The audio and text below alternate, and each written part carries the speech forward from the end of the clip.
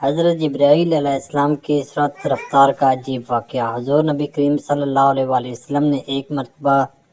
جبرائیل علیہ السلام سے پوچھا، اے جبرائیل علیہ السلام، کبھی تمہیں آسمان سے مشقت کے ساتھ بڑی جلدی اور فوراً بھی زمین پر اترنا پڑا ہے؟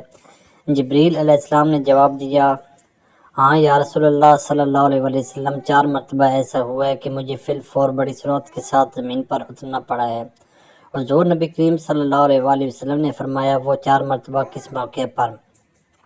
جبرائیل علیہ السلام نے عرض کیا، ایک تو جب حضرت ابراہیم علیہ السلام کو آگ میں ڈالا گیا تو میں اس وقت عرش الہی کے نیچے تھا، مجھے حکم ہوا کہ جبرائیل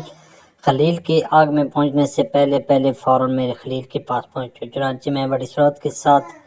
فوراً خلیل کے پاس پہنچا۔ دوسری بار حضرت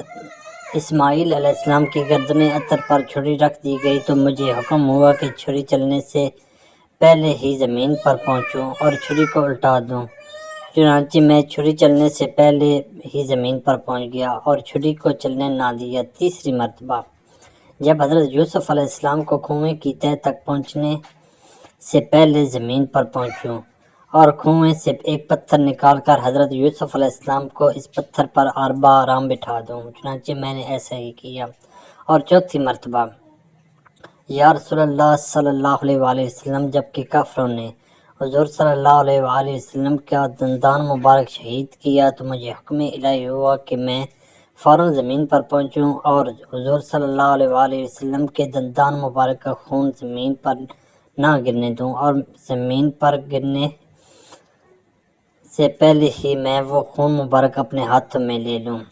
یا رسول اللہ صلی اللہ علیہ وآلہ وسلم، خدا نے مجھے فرمایا تھا، جبرائیل، اگر میرے محبوب صلی اللہ علیہ وآلہ وسلم کا یہ خون زمین پر گر گیا تو قیامت تک زمین میں سے نہ کوئی سبزی اگے گی اور نہ کوئی درخت۔